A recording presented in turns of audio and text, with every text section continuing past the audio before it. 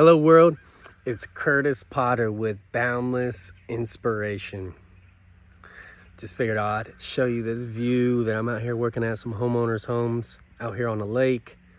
Man, it just inspires me every single day to continue working on my house that I have.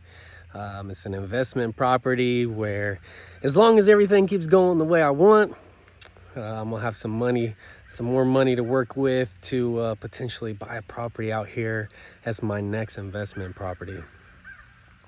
So today is day 2 of my relationship series. Again, I just want to lift up and say I appreciate the person that reached out to me, had the confidence to just be authentic with me and say they have been struggling in their relationship choices and had some failed relationships, and was like, hey, would you mind doing a series on relationships so not only I can benefit from them, learn some of that wisdom that you've had, but also when they like, share, comment, or so forth, it also opens up the doors for the people they know and care about to get some constructive criticism in their lives and how they can potentially bring the boundless effect into their life and their relationship. So today I shared a video. I'll be posting this one tomorrow when you see it, but I did a video on relationships with your spouses, and I just talked about how it all starts with the man in the mirror, taking ownership on how you can work on you and becoming the best version of you. So I wanted to elaborate a little bit more on that and why. So for me, I have children. You may be watching this video and you may not have children. You may think about wanting children. You may never want to have children, but I'm sure you have nieces, nephews, some kind of child that you are influencing. And even if you don't have any children in your life that you're going to be influencing by how you handle yourself in your relationship, I guarantee you've got a friend that you could be influencing by being a leader, and they could be influencing kids. So this is not even just about us. It's about future generations. This is generational. So you taking the initiative and saying, you know what, I'm going to take ownership and do what I've got to do, that man or woman in the mirror, it's going to change lives. This is way past us, folks. This is not just us trying to have a boundless life and working on having a boundless life and us working on excelling to our full potential, but it's going to be a ripple effect, So I'm going to go ahead. Sorry, I'm going to take a little pause because this came to my mind, but so you create that ripple effect in the water, right? So by you standing in what you believe, it can create that ripple into your friends, your families, and so forth. And that's why this is generational. This isn't just about us. It's about our families as well. I don't do Boundless Inspiration just for me. I do it for my family.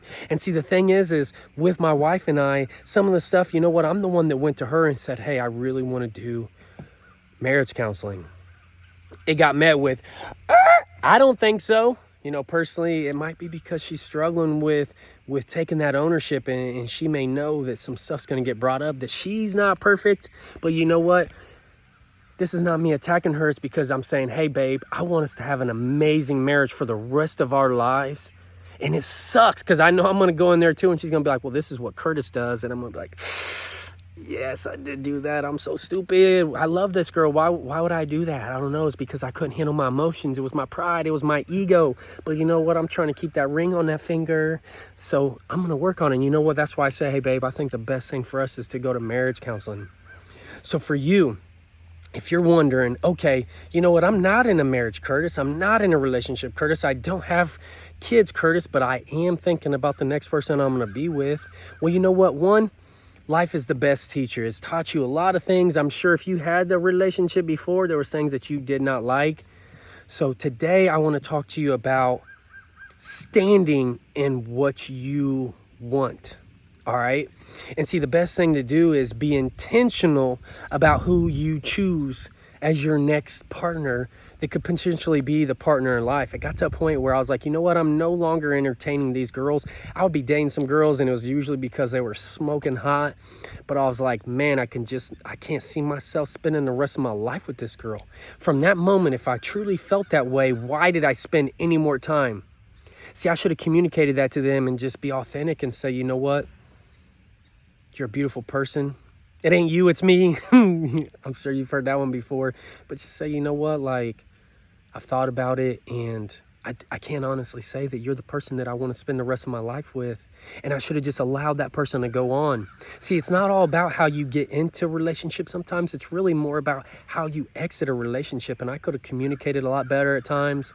I could have been more authentic. I could have been more of a gentleman. I could have been more respectful, like my mom had raised me to be. My grandparents, my grandmas, man, they taught me how to be that gentleman. And I really should have taken that into my exit of relationships. So we're going into a relationship. What do you want? See, the thing is my mother-in-law asked me to take my wife on a date like 25 times. At the time, I was my wife's life coach, and I had no intentions on being with her. Just friends, just trying to help her advance her life. And the thing is I sold my house. I had that money, made a profit, and I was about to go to Florida. And that was the major reason why I was like, nope, I'm not taking your daughter on a date. Did I think she was gorgeous? Yes, my wife is beautiful. Was I proud? I looked at my wife. She had her own clothing store in Brownsburg, Indiana, Queen Bee's Boutique. I mean, Queen Bee, she was standing about what she was about. She was a queen. And I was like, yeah, I'd like to make her my queen. But you know what? I really want to go to the beach. I want to go live in Florida. I'm a beach boy at heart. And I know that I want to be on that sand. The cold, man, I'm a sissy. When it comes to the cold, it's about to get cold and I'm not happy about it. But you know what? Eventually, things happen and I got locked up. And we together now. So it's like, you know what? Okay, what can I do from here to be the leader, to create a wealth, invest smart ways of investing to where we can buy a lake property, because she wants a log cabin on the lake and I want to give it to her. And you know what? I want a beachfront property by the ocean where when it gets cold, I can go put my feet in the sand and be all right. So how am I going to be the leader and create that for us? All right. So when you're looking at your future partner, even if you're dating them, again, why invest any time in somebody that you couldn't potentially see the rest of your life with? So a couple things. First, I just invite you to look at your standards, your core values, your principles of life. And if somebody doesn't line up with that, you know, for instance, there was time when I know a girl was dating me and she was in the church and she's like, Kurtis, you know what, come to church. And I was like, no way. I'd rather go smoke some weed or party or whatever. The thing is she valued me at that point where she was like thinking she could change me. But what that was doing was just setting herself up for a lot of hard times and me saying, no, I'm not going to church. You know what? I've heard of relationships before where one spouse got the other spouse to go to church. I worked with a guy that was like that. He was dating a girl and her dad was a pastor. And eventually she won him over and now they both go to church and believe in the Lord. But it took a lot of hard times. And if you're not ready for that investment and all the stuff that comes with that investment, then I suggest that you stray clear of it. So think about what you want, you know, and actually on my first date with my wife, I said, if you couldn't potentially see yourself moving to Florida or having a property in Florida, then I'm not even going to go on a second date, because I know that that's what I want in my life. And she agreed to that. Now we had kids and she's dragging her feet, ripping and clawing and say, I don't want to go because the kids need to be with their grandparents. Well, you know what? That just means that I've got to have an investment property here and I've got to have an investment property in Florida, on the beach, North Carolina, wherever, to where we can Airbnb it out and it just makes sense where it pays for itself. And we can do the same thing here. So in the winter, we can go there and we can Airbnb this one out then and back and forth. So that way it makes sense and it's not even us paying for it. So I know what I want. I you know, and I'm speaking for you. You know what you want. Don't settle for anything less. And then when you get in a relationship, see, the thing is there's that honeymoon stage at the start. Everybody could look like peaches and cream, look, you know, like, oh man, I look amazing. I've got my clean cut face. I'm going to the gym. I was in great shape. And then we get together and then it's like the real you comes out, especially when you live with somebody, it starts coming out.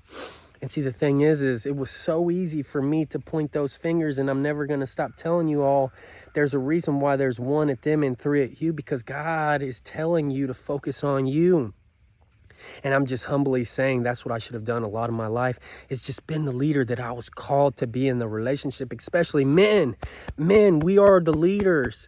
And you know what? Finally, I had to get to a point where I was hurting so many times. I was just sick and tired of being sick and tired and thinking about, you know what? My son is a sponge. He's doing everything that I do. He's saying everything that I do. He says some stuff that other people say too. But my son is gonna, man, I am his best friend, and that little dude's my best friend. And the thing is you know what, thinking about it, I'm so like my father in different ways. And some of them I love and some of them I hate. That family curse, the ones that I hate. And I was like, you know what, sometimes we just pick up that baggage that our parents laid down, right? So if I want my son to be that gentleman, that person that takes ownership and chooses the type of relationship he wants in by leading it, then I've got to lead that for him. And then I look at my little daughter that was born and I'm like, oh my God, she's going to marry. It's funny because my wife has said to me, you're just like my dad. Well, I try not to be, but there are traits of mine that I have that I am like him. And they say that a girl will marry a man just like her dad. So I had come to a point where I was like, man, would I be happy with my daughter marrying a guy just like me because she saw her dad being just like that for his whole life and her whole life, and that's who she ended up? That's why they say people with daddy issues, mommy issues, because that's what happened. You follow the cycle. So today, don't rush into another relationship if you just ended one. Don't rush out of a relationship if you're already in one, especially if you're committed. If you've already put that ring on that finger, I just wish that every state in the United States would just say, hey, before you can have a divorce, you got to go through 6 months of marriage counseling. It was that easy to get married. Well, you know what? We're going to make it a little bit harder to get divorced because then the rate wouldn't be so low, especially with these people with kids. And it's just putting all that baggage on them. Please, if you're married and you have kids, especially, fight for it. That covenant that you made together, that covenant that you made with God, that covenant for your children. Be the break of that family curse of just walking out of marriages. And you know what? I'm guilty of it. I did it in my first one, and I'm just fighting so hard to keep my marriage because I love my wife, I love my family, and I'm trying to break those chains of that family curse. So this is the last thing. You know what? I'm saving it for last because some people, when you talk about the Bible, sorry, actually, I was like, where's my bracelet? I'm painting up here, so I took it off so it wouldn't dip in the paint. But even this one, when you talk about God, which you can't see him because it's actually backwards. When you talk about God, sometimes people are like, you know what? I don't believe in God. I don't have faith. All right. So take that out of it. You know, this is not biblical. This is not about religion or anything, but in the Bible, it says don't have sex till you're married. I know that is one of the hardest things to do. I know for me, I wasn't a virgin until I was married, and pretty much every girl I was with, they had to sleep with me or I was checking out. And it was a bad trait of mine. But, you know, I was thinking with the wrong head, pretty much, which guys do. But the thing is in the Bible, it says not to sleep with someone before you marry them. And there's a reason. Not only rushing into it, but see, when you get intimate with somebody, it just cuckoo, puts all these different emotions in your head, and it will confuse you. So you know what?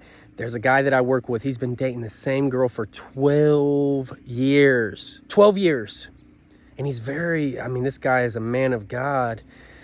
And I finally was like, you know what? What does it say about having sex with a woman you're not married to? And he's like, dude, I'm a virgin. I was like, huh?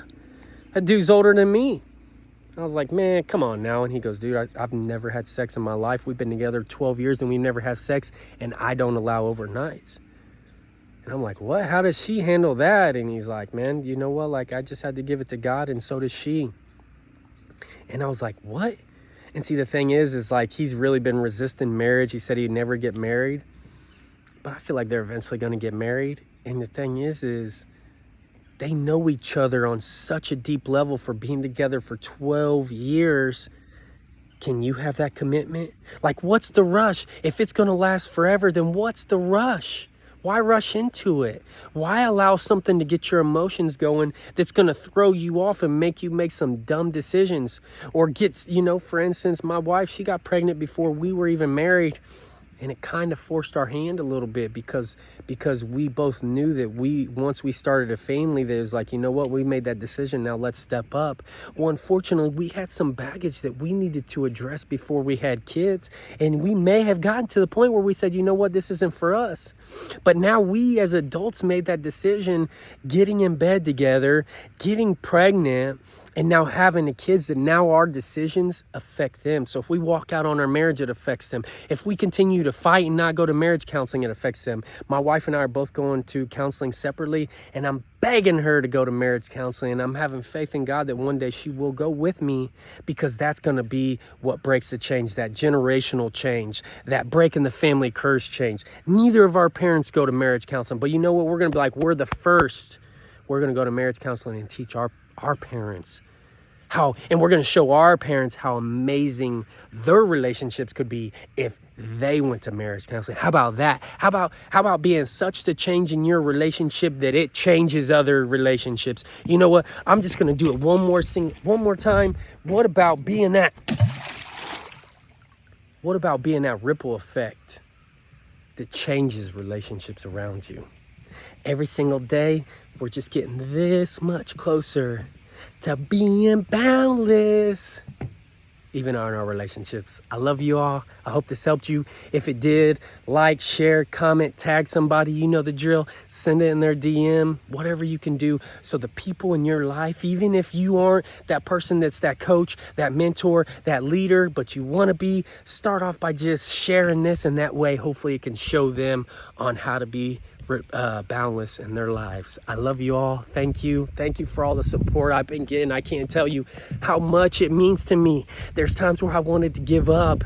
There's times, man, life, it gets hard, and there's times where I just was like, man, I don't know if I've got any more strength left to do this.